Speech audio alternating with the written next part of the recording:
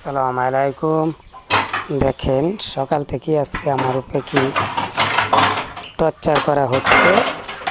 সকালে আমাকে বলা হইলো যে আজকে থালা বাসন সবগুলা আমার ধুইতে হবে, তাই আমি নিজেই ধুচ্ছি এগুলা, তারপর নাস্তা খাবো। দেখেন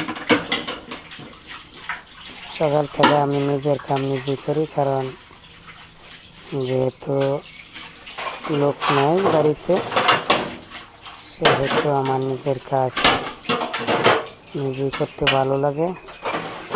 তা আপনারা কমেন্ট করে জানাবেন কারা কারা এই কাজগুলো পারেন, অবশ্যই জানাবেন ইনশাল্লাহ।